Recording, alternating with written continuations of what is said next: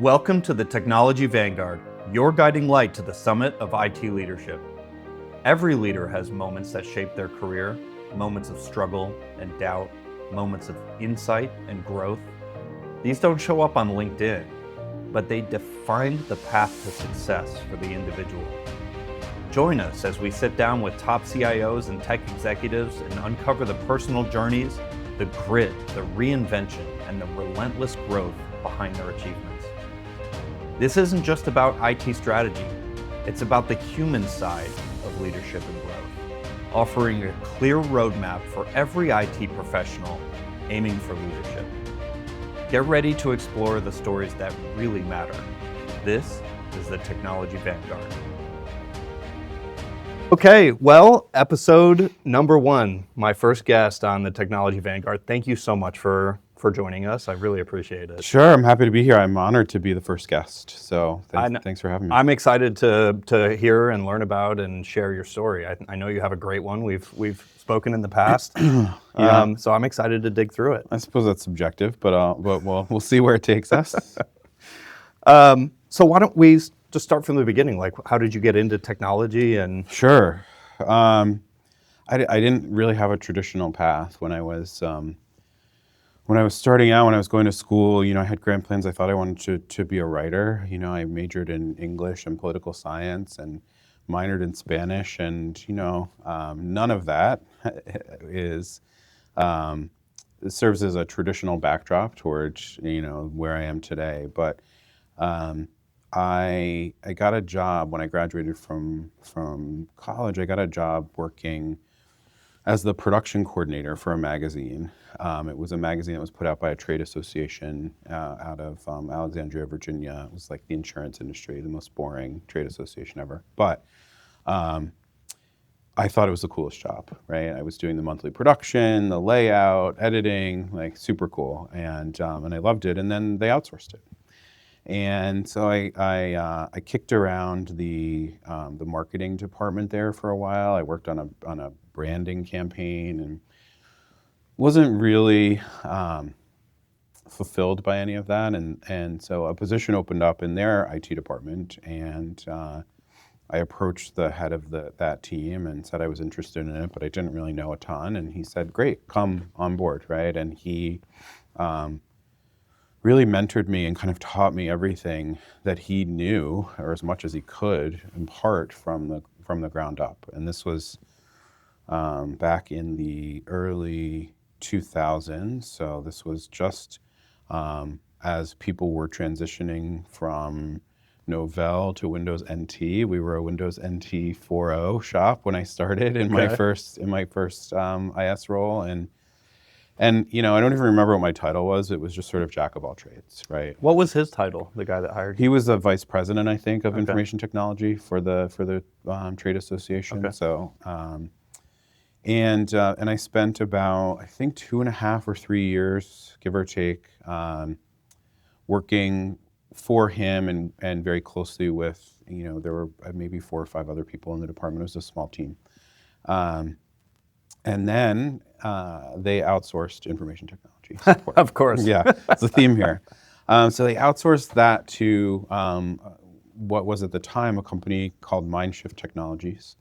And Mindshift was a managed services provider for the SMB space. And really what they did was they hosted what at the time was, sort of early days of cloud computing, and they had, virtual instances that their clients could connect to, right? So it was a hosted environment. They later expanded the managed services model so that it was more customizable for people on-prem. But at the time, that trade association was a big get for them, and it was a fairly big client. So I called Mindshift and I said, can I come in for an interview? And I went and interviewed, and I got a job working as a help desk technician. So at this point, have you decided that you want to be in technology? Because you kind of tumbled into the Yeah.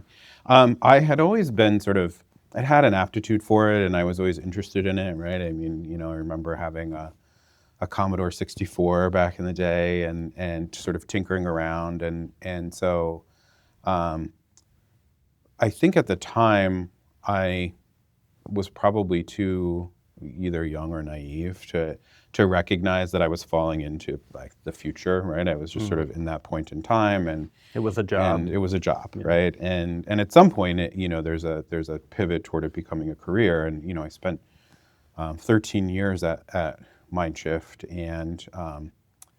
and had a lot of opportunities. So when I started, I think there were somewhere, I want to say somewhere around 30 or 40 employees.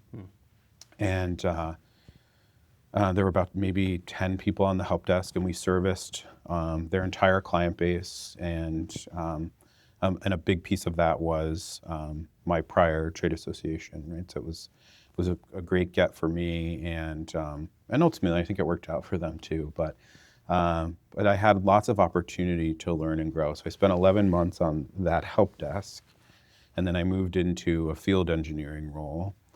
And this is where I think it started to become more of a career, right? As I moved into that field engineering role, I got exposure to different sort of business units, sales in particular.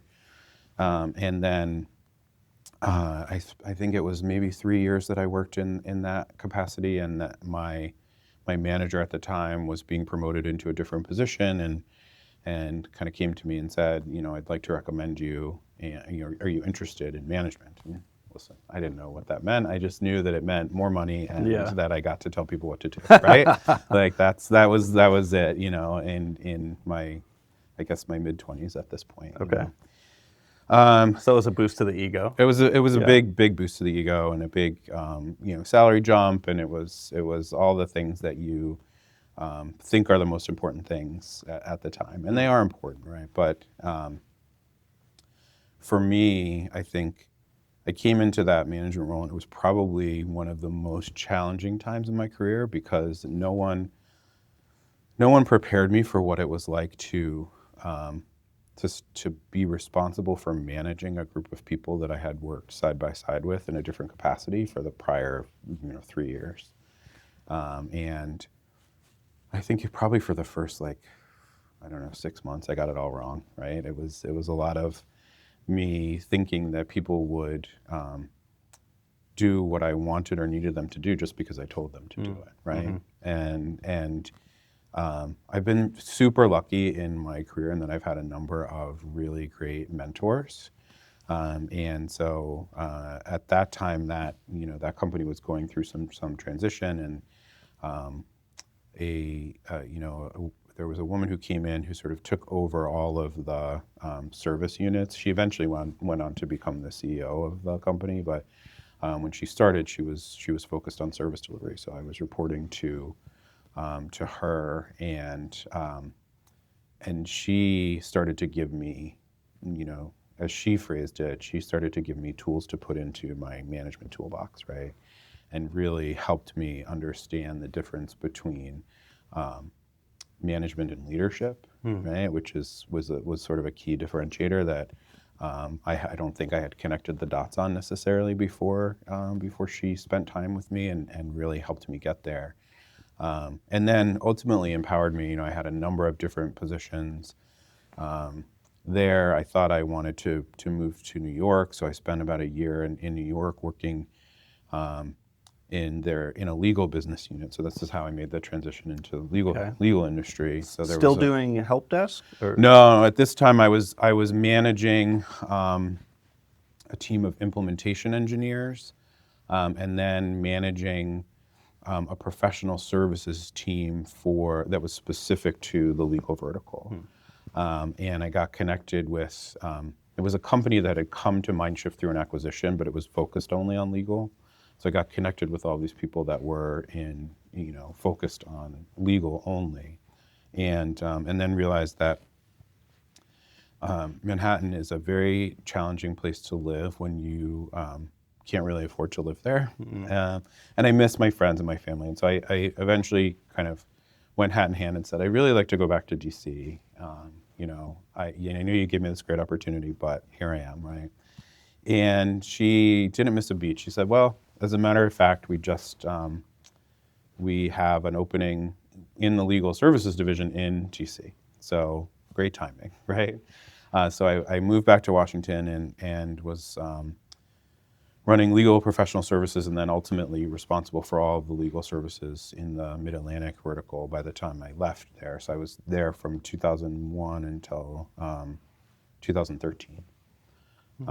Company went through a bunch of transition. There were 2 acquisitions. It was first acquired by Best Buy, and then Best Buy sold it to Ricoh, which is where I think it ultimately still lives. It just became part of Ricoh's legal services vertical. But I loved technology and I loved leadership. I didn't love consulting ultimately because it was great for a long time to get to meet a bunch of different people, but I missed kind of having a core group of like a work family, I guess is the best way to say it. And so I started to put some feelers out and wound up actually going to work for someone who had been a client at a law firm. And so that was how I got my foot in the door on the other side of the coin, working in-house as opposed to consulting. And I spent 8 years at a small DC-based law firm that doesn't exist anymore. It was acquired prior to my leaving, or just sort of as I was leaving, to come here to Duane Morris, where I've been now for just a little over 3 years. And so it's been a sort of circuitous route. My current boss, who's our chief operating officer, likes to give me a hard time that he can't believe he hired an English major to run technology for the firm. But the truth is, those foundational skills are a huge part of the reason why I am where I am today. The ability to communicate and to distill information and to take highly complex technical details and present them in a way that people who are not technical and are not interested in being technical can understand and tie it to business requirements, right?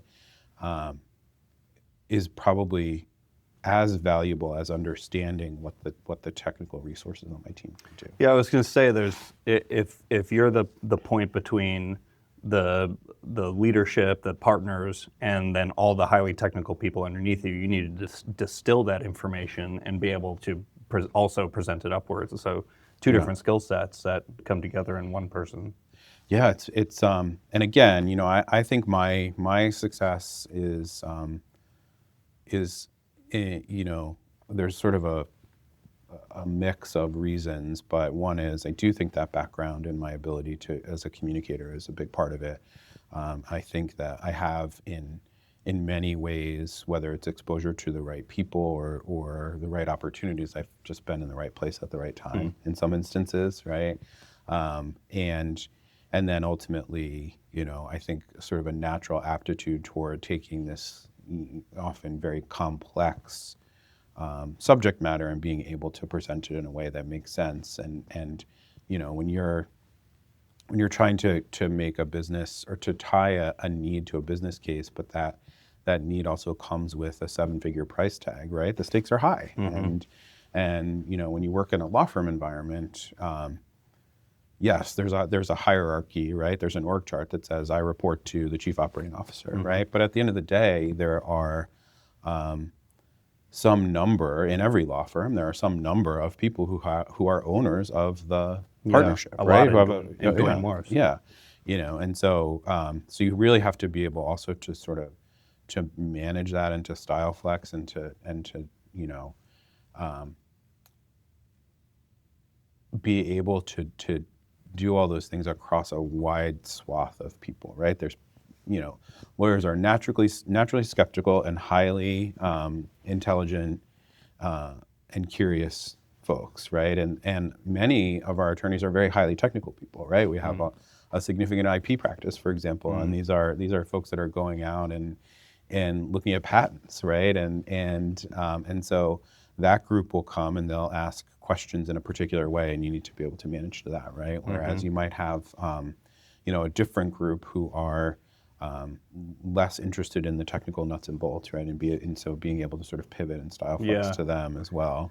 That is a unique challenge to legal in particular, isn't it? Because you Yeah. know, it's a CIO sitting in an operational or manufacturing organization just reports to one or two people, Sure. you know, Yeah. and or a board maybe, but not hundreds of Yeah, owners. yeah, and I mean, you know, we're very lucky here. I would just say Duane Morris is a really egalitarian place, and I've been very fortunate in that I've not had challenging interactions with people. You know, you sometimes hear stories, but yeah, you know, you need to be able to kind of manage yourself, managing up to these, you know, several hundred people. Yeah. So it is a unique challenge. So you've laid out kind of here. Oops. Here are the steps that you know, throughout your professional career to get to where you are today. But I'm sure it wasn't as simple as you've kind of articulated. This is like, you know, what happened along your timeline. But what's the personal side of that? Like, obviously, there's an enormous amount of personal growth, and it's not just management tools, et cetera. There's ups and downs. So I'm curious, like, what were one or two of the turning points for you where like you were down and you found your way? That's a great question. So there's a couple, and you know, it's a highly sort of personal to me, I suppose. But I think the one, and this is one I've talked about in other sort of public forums before, is when you recognize that you have a better result when you lead with your authentic self, right? That was a real sort of a very significant paradigm shift for me, and then ultimately I think allowed me to be recognized kind of differently, right? Because I think even if you don't, you know, even if you don't recognize that you're doing it, right? If you are not presenting authentically, people pick up on it, right? And so so maybe opportunities don't present in the same way, or you know, you may find that to be a little bit challenging, but for me, there was sort of a light bulb that went off, right? And part of it is just like, listen, I had to come out of the closet, right? And that was a big deal. And I've talked about this in other forums, but you know, I've been so fortunate in my personal and professional life that was just never an issue, right? And it's just, I think that is not everyone's story, but it's mine, right? Yeah. And so for me, I was fortunate in that the things I was scared of were in my head and didn't actually materialize. And then ultimately, once I started, you know, presenting and living authentically, people reacted to me differently, right? And maybe it's just sort of a different level of confidence, or maybe it's just you are no longer putting a mask up, or I don't know, any number of different things that you know could be contributing to that. But in my professional life, I definitely felt a shift. I think the other sort of very pivotal point was right before I came to Duane Morris. I had to make a decision. You know, as I mentioned, my prior firm was going through an acquisition, and you know, I was the CIO at that firm, and my number one priority was trying to make that transition as easy as possible for my team, and then I got to a decision point where I needed to ultimately think about whether I was going to stay or leave, right? And they offered me a position. It was not the CIO role; it was a different position. And originally, I accepted the role, and then I woke up and this was probably a week or so later, and I realized, like, I accepted this job because I'm afraid of not having a job, which is a very scary prospect, right? Yeah. I don't want to minimize that. But this is not the job that I want to do, right? So we were talking a little bit ago about, right? When did I decide that I wanted to be in technology, or the idea that I was sort of moving around. I had these transitions, and I kind of fell into a job, right? Well, here I am all these years later. Like, I'm not interested in falling into a job, right? I want to continue down a path that's going to be professionally and personally satisfying in all the ways, and that you need to be fulfilled. And so I made a decision, and I went and I talked to my partner, and I said, listen, I really don't want to do the job that I've accepted, right? So I'm going to do the hard thing, and I'm going to tell them that, right? And I don't have another job lined up, and I don't know what that looks like, but we're going to figure it out. And we did. And as it happened, I had been connected to to Duane Morris, and I knew that the former CIO was retiring, and I had thrown my hat in the ring. And if there's time, there's a funny story that I can tell you about sort of my how I landed here. But I was very fortunate in that that opportunity kind of presented around the time that all of this was happening, and then I had a very nice place to land, So how did you know? Did you know John as you were? I knew him very casually, through professional trade associations and conferences, and we had mutual friends. There was a point in time when I was in my legal consulting role that Philadelphia was part of my portfolio. It was an interim thing because the person who my counterpart in Philadelphia had left. So we had some mutual connections, but it was a very close friend who has a consultancy that was based here in Philly that knew John very well, and that that consultancy is how we were connected, and so that was how that all came about. That makes sense. Yeah. John being the former CIO of Duane Morris, for exactly for anybody who doesn't know. Yeah. I would love to hear the funny story. Now would be a perfect sure. time. So I got a 911 text text message from someone who worked at this consulting company and said, "Hey, I just had lunch with John. He said that they reached out to you and you never responded, and they've started the process." And so I said, "Well, I didn't hear from anyone," and I got in touch with John and I said, "I'm still interested. Can you get my resume in front of the right person?" And he said, "I did, but I'll ping him." And anyway, it turns out that they emailed me, but there was a typo in my email address, so it never got to me. And and as it happened, they were very far down the road with a couple of other candidates.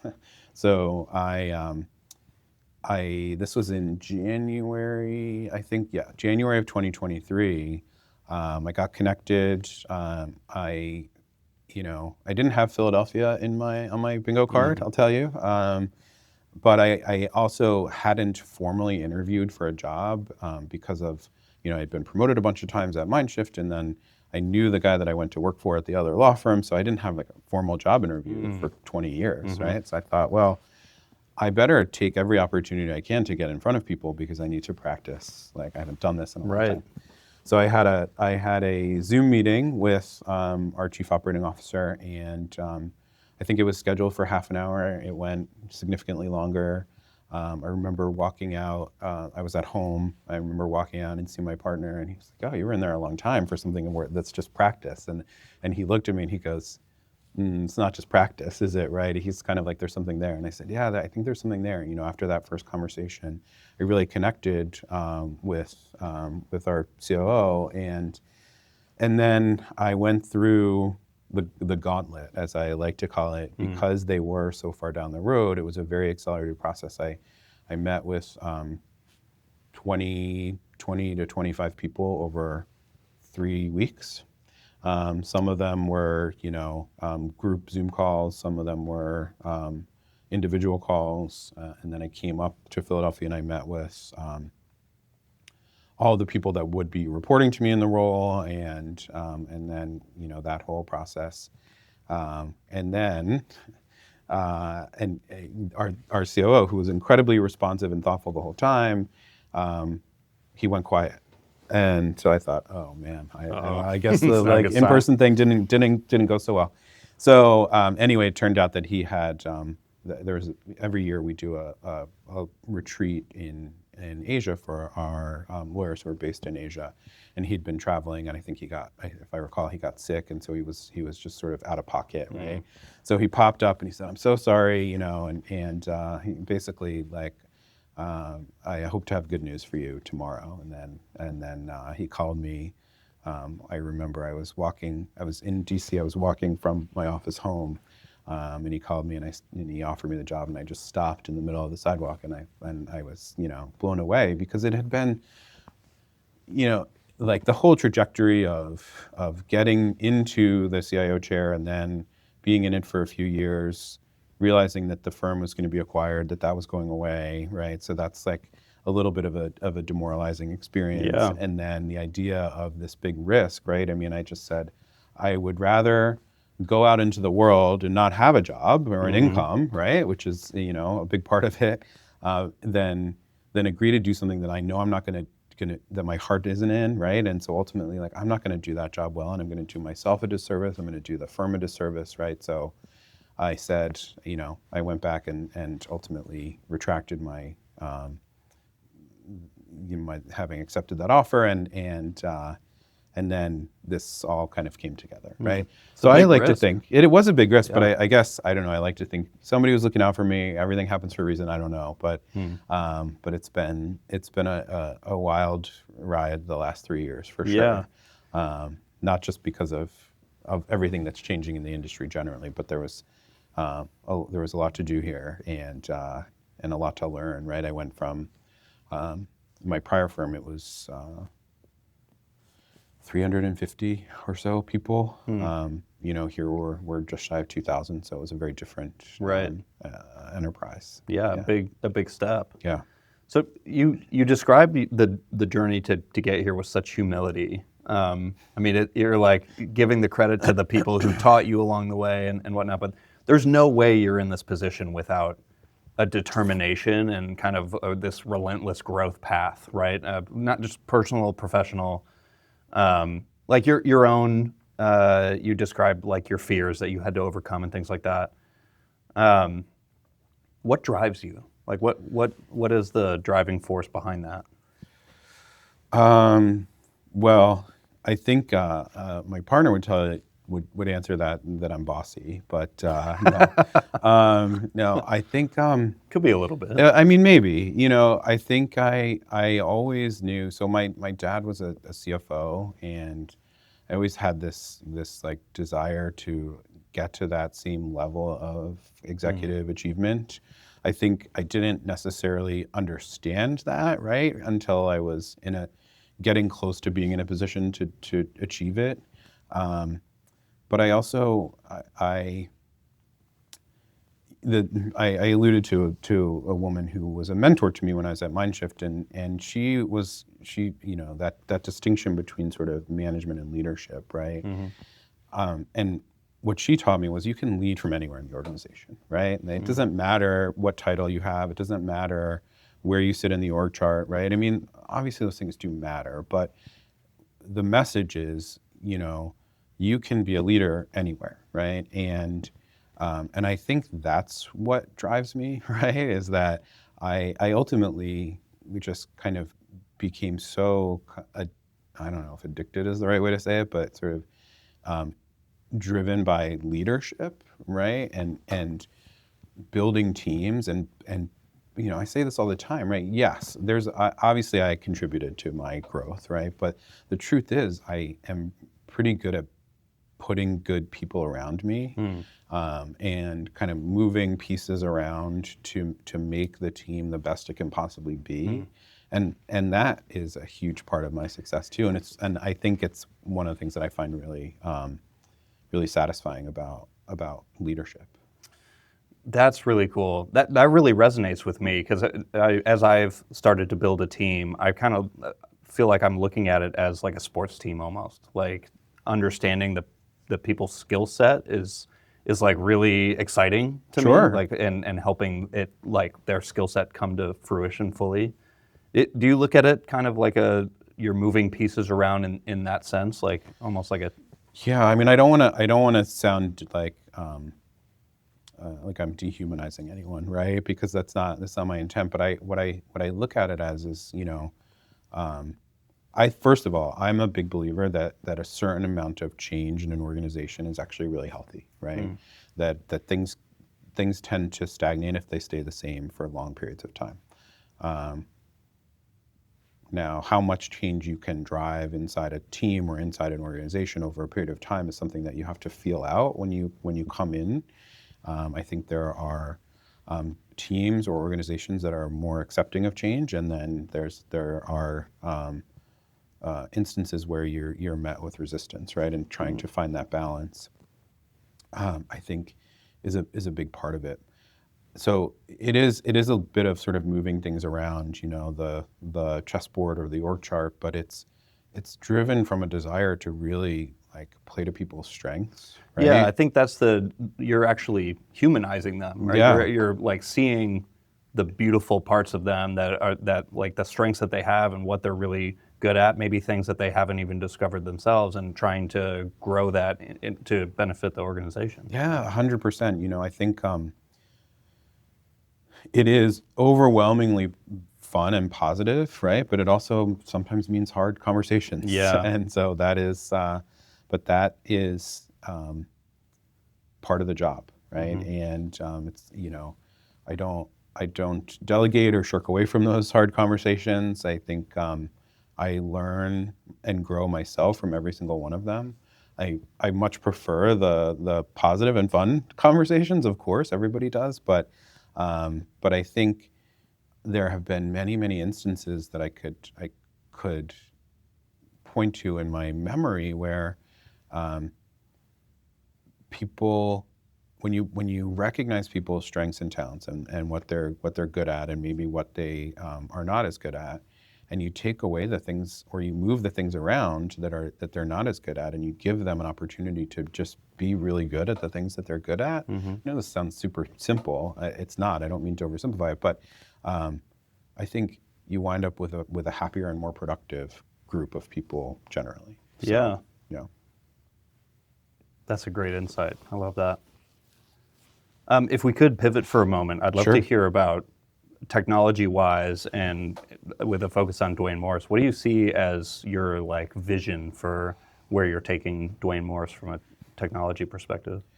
Well, so my I guess I would have answered that question slightly differently if you'd asked me 3 years ago. Some of what I envisioned has I come. think I did ask you. You 3 years probably ago. did, Yeah. actually, yeah. Some of what I envisioned has come to fruition, right? Like, I look at what I do and what my team does as sort of, we are enablers, right? And in the most positive sense of that word, right? We want to enable our attorneys to be able to do their job easily and for technology to be in the background in a way. Now, that's shifting a little bit because of generative AI, and we can talk about that. I'm sure we'll talk about that. But so my vision when I got here was we had a little bit of tech debt that we needed to address, and I was and continue to be sort of driven by a cloud-first approach to providing services, and some of that is because I've always thought that in certain models it was exactly the right thing to do, and now, I mean, it's really the only thing to do because application providers are no longer giving you an option, right? And so that was a big part of my mission, and the firm had a big cloud footprint when I got here, and we've just continued to kind of expand on that over Yeah, I was time. going to say, Duane, I mean, we've worked with Duane Morris for forever as VCOM, and I remember, I mean, it was a decade ago, and Duane Morris was at the forefront of technology and really like pushing the boundaries. Yeah, and so we, thankfully we already had mail in the cloud when I got here. I didn't have to tackle that again because I'd done that at my last firm, and that was not a fun project. We had to move document management to the cloud. We moved a lot of network infrastructure into the cloud. We got to think about how we consider disaster recovery kind of long term, and what is how that has shifted given the changing workloads under SaaS models, right? And what does DR really mean in a predominantly SaaS world, and thinking about things like that.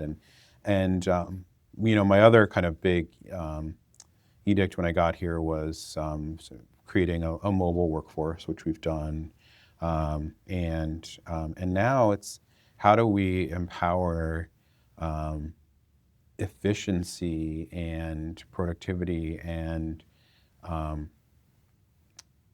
competitive advantage using generative AI tooling, right? That's what I spend the majority of my time now focused on and thinking about. So, yeah. And are you rolling that out physically, or is it mostly strategic planning so far? It's probably a mix of both. We have a pretty significant footprint and adoption on the legal specific tooling. And this year we shifted our focus to our administrative business professionals and empowering, I should say, we shifted our focus to empowering AI across the enterprise, right? So our big focus was on legal initially because that was where we saw the most potential competitive advantage, right? But now 3 years later, it's a little bit less so because everybody has the same sort of version of tooling, right? And so thinking about it differently, and how do we empower an AI mindset across the enterprise, and how do we get people thinking about and experimenting with and building tools so that they can create differentiation for themselves and for the firm, right? And that's kind of how we're starting to think about it now. That second half is starting to roll out after some amount of strategic planning, and we expect to have full enterprise enablement by the end of the third quarter. So, Cool. yeah. So without giving away any, competitive advantage, Sure. et cetera, as you roll this out, where do you see the biggest impacts for Duane Morris? Because obviously the application is literally everywhere. Yeah. So there is. It's funny you say without giving anything away. This has always been a super, super, super open community, and it still is, right? Except now there's a little bit of kind of hesitation on all of our parts to talk about some of the things that we may be experimenting with, in the hopes that it does create that kind of competitive differentiation, and but where I see it is, I think that it gives an advantage to lawyers in particular, right? Insofar as they can they can do more for their clients, right? So I think it helps to strengthen those relationships, and ultimately what you want it to be is I think what you want the tooling to be is available for you to use in conjunction with your clients, right? Because that's the other half of this, is that all of these SaaS providers, they're not just selling to law firms, right? They're selling to our clients. And so figuring out how to work with and how to empower the tooling in the client relationships is, I think, a big piece of it. And then ultimately, what is it about the way that we operate that is unique, and then thinking about ways that we might be able to build off of that. So I think that's all I can say. So, I love it. Yeah. Yeah. We're gonna have to do this again in like 2 months to. Yeah. Everything's I gonna know. change. I mean, the rate of change is insane. Yeah. I think yes, if we come back for your, let's see, this is the inaugural episode, so I don't know. Yeah, give me 6 months and we'll come back to revise it. Deal. Yeah. All right. So. Okay. What would you back to your personal story? I'm curious, what if there was any old wisdom that you absorbed that has stuck with you throughout?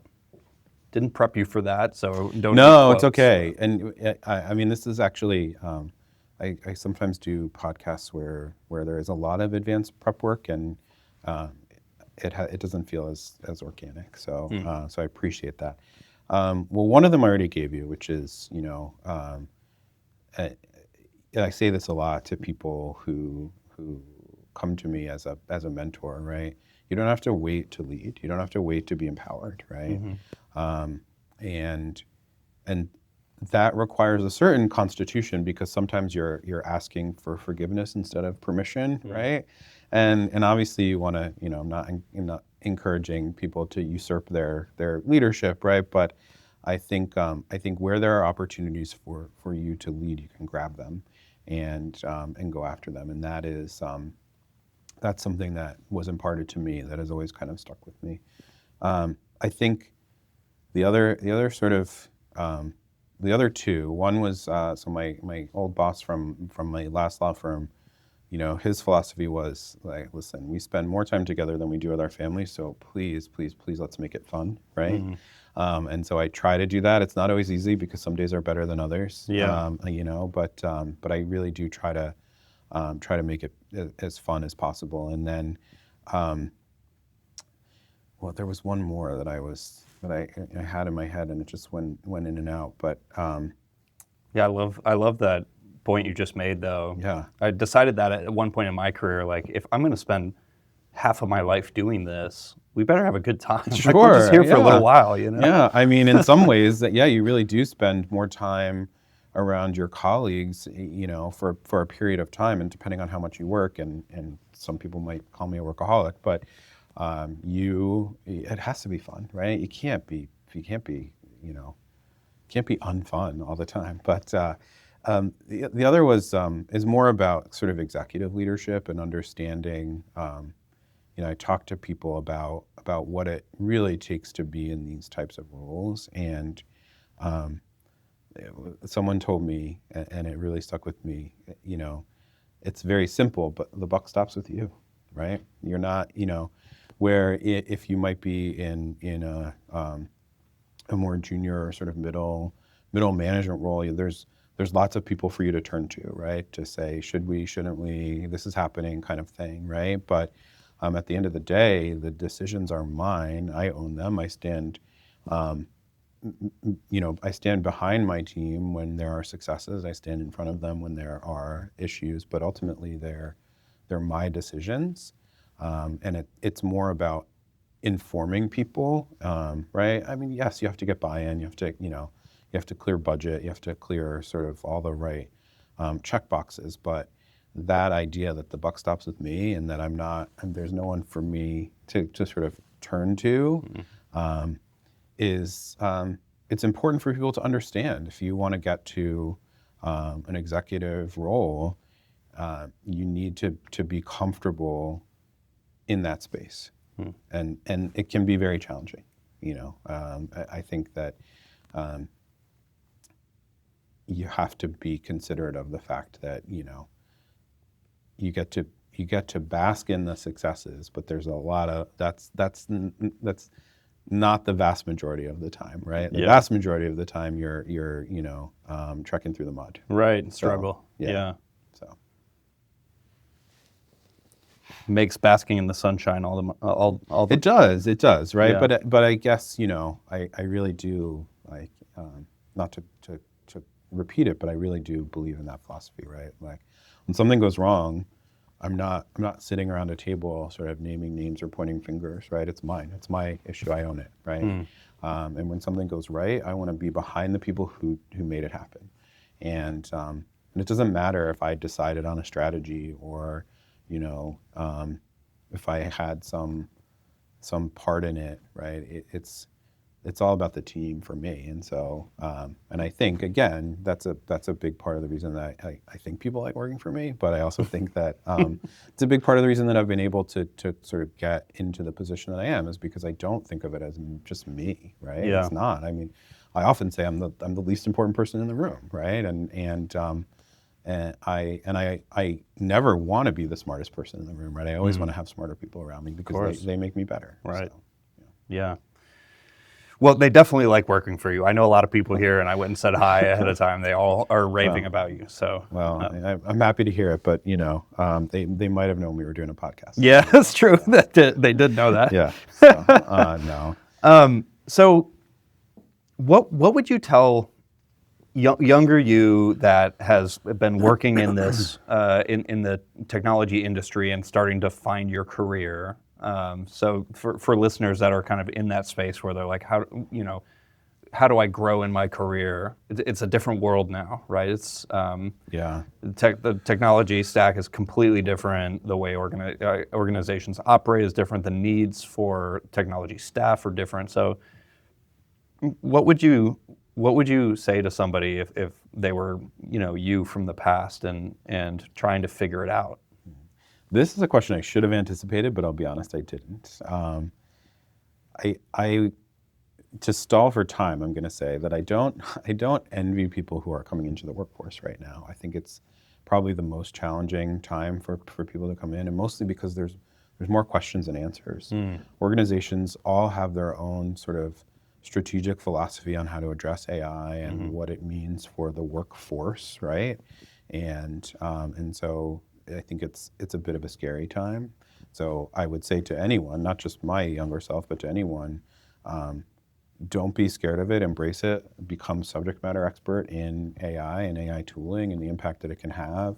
You can start just by, I'm sure, the folks that are listening to this are probably already doing this, but most of us started out just kind of using it in our personal lives to see what it could do, and then it's blossomed into certainly significantly more. I remember my first exposure to ChatGPT was someone sent me this article that I had this, I was knowing that I knew, but someone used ChatGPT to write a story about a peanut butter jelly sandwich that was stuck in a VCR, but the story was written in King James verse. And when I saw that, and this was 3.5 years ago or whatever it is now, or I guess almost that, I saw that and I just sort of was like, man, this is amazing, right? You saw the future.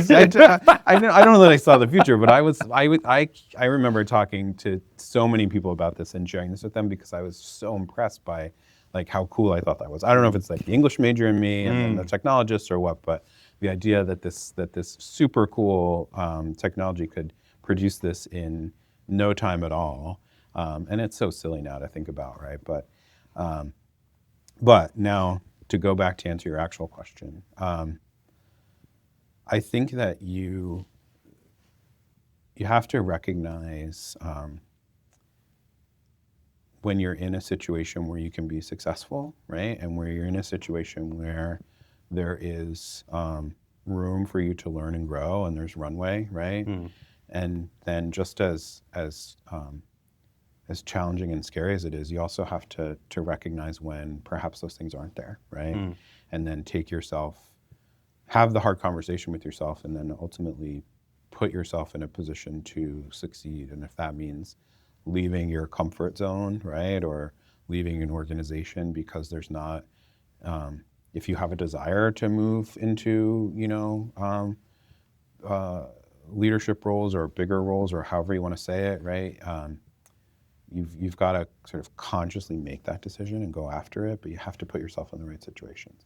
And it's not always obvious, right? Especially when you are younger and you don't have as much experience. I got very lucky, right? Again, kind of coming full circle to the idea that I just fell into what ultimately wound up being a very fun and rewarding career, right? It's probably not that common of a story. But yeah, one of my takeaways from your story is you got really lucky with mentorship. I did. And I think, to your point, if you're looking at your opportunity and trying to grow your career, part of that opportunity is the person that you're reporting to and the people above them, right? Do you have the right mentorship? I can relate to that. I mean, I had tons of roles before I ended up at VCOM as a sales rep, and it wasn't until I ended up at VCOM as a sales rep that I had the right mentorship that really understood my strengths and helped accentuate it. And so as you say that, I was reflecting on my own career. It makes a lot of sense that that's maybe more important than the opportunity at the actual establishment or whatever organization Yeah. you're at. But the two in combination is kind of what you need to look at. Yeah, as I sit here, I recognize now. I think that I did. I saw the potential in that for people, and I allowed myself to be open to it, right? And then ultimately, I sought it out, right? So for that in my first that when I worked for that trade association, right? I mean, I was very fortunate in that he took me under his wing and took a chance on me, but then I grabbed it, right? And then similarly with other mentors, I really when you recognize that connection with someone, and then you also see someone who you want to emulate, and sometimes that's what it is, right? There's a lot of times in my career where I've seen how people behave in certain situations, and then I learn and grow by emulating that, right? And don't be afraid to do that and be open to it, because for me anyway, that's been a big part of my journey. But you have to recognize it, and then you have to not be sort of bashful about going after it, I guess, Yeah. So maybe that's if I guess if I was talking to my younger self, I would say, continue to recognize those opportunities and don't shrink around others, right? Like grab onto it and figure out how to learn and grow from it. Yeah. Yeah, that's great advice. On the subject of AI, which I think this is a subject for literally everybody that's trying to grow their career. Sure. They're going to have to deal with AI in one form or another. You suggested, use it in your personal life to learn it. Do you have any other kind of aha moments as you've started to use it in business? Like, oh, I should have been doing it this way, or should have been. Sure. So I think a couple of things come to mind, right? So I'm a big believer in like professional networking and professional trade associations, or whatever the appropriate similar organization might be, and finding people who are in the same role you're in and understanding what they're doing in their organization, right? That's a big part of it. And I know I mentioned sometimes we're a little reticent to share like the secret sauce, right? But generally you can find your tribe, and maybe they're not going to give you all the nuts and bolts, but they're very willing to share. And you have to be an active participant in that, right? It can't just be one way. And then there are so many great online resources. If your company or organization offers you the ability to take continuing education or advanced education classes. I'm super fortunate here, and we have the ability to access training. So for me, I started to take some online business school courses related to AI, right? Cool. I just finished one. It was a Harvard Business School course on AI for leaders. And then, I've got my eye on another one that's more specific to legal. I can't remember if that's through Harvard or it was maybe through another program. But seeking out those opportunities, and then, sometimes it's you gotta just suck it up and you have to pay for it yourself. And sometimes you can convince your organization to pay for it. But Right. it's worth every penny because it helps you. Like, unless you've been educated in this, unless you have a PhD in AI, right? We're all learning as we go, right? We've all been learning how to manage and implement and be successful at doing this together over the last several years, right? And so recognizing that you still have room to learn and you still have capacity to learn and need, right? That's, I think for me, what's very motivating about it is like the way that every job function inside organizations, or every job functions inside organizations, is going to shift, right? I don't tend to be super doomsday about it because, again, I'd rather have fun than be doomsday. But you have to recognize that you might need real formal learning in order to grow. So. Yeah, I'm not doomsday about it either. I'm an optimist. Of course, there's going to be pain and somewhere, but I think there's so much good that's going to come from it. That's just my opinion, I guess. But yeah, It's interesting. There are every school seems to have a course on AI now, and it's almost like the only resource to actually learn outside of the AI itself. Have you ever tried to have AI teach you how to use AI? I have a little bit. I haven't done that as much, I'll admit, because maybe I'm highly skeptical of having a resource teach me how to use a resource. But I think there's probably a great application there, actually. So Yeah. yeah. Yeah, this is brand new for me, but I've just started as I'm creating resources around my people, like teams of AI agents.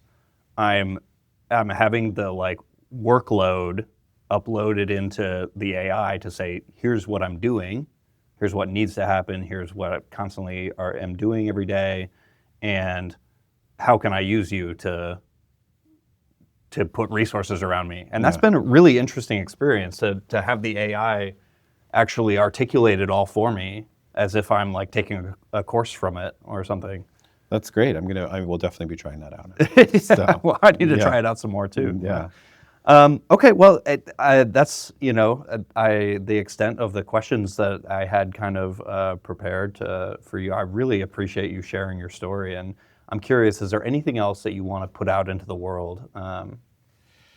Well, nothing comes to mind. I will be excited to come back and revisit this in some months' time, because I think that the rate of change we're living in.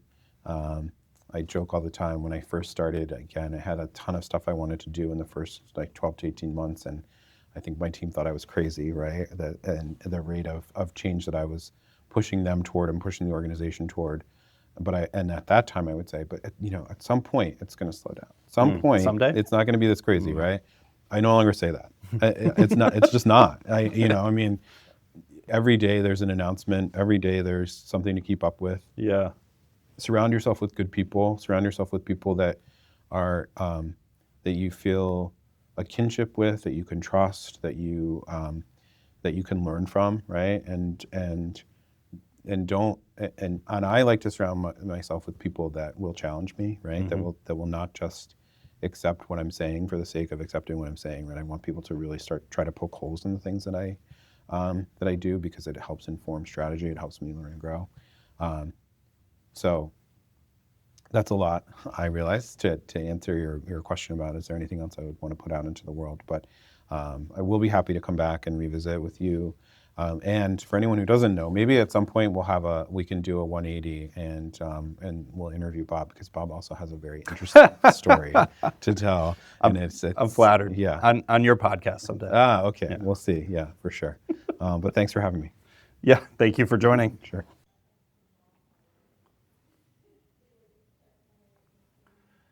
That wraps up another insightful conversation here on the Technology Vanguard. We hope today's episode has offered you fresh perspective and valuable lessons from the forefront of IT leadership.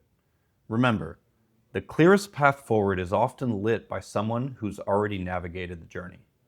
Keep pushing boundaries, keep learning, and keep growing. Don't miss the next episode. Subscribe now and join our community of forward-thinking IT leaders. If you're interested in joining as a guest, or you know someone who has a great story, please do reach out via the Technology Vanguard LinkedIn profile or in the comments below. See you next time on the Technology Vanguard.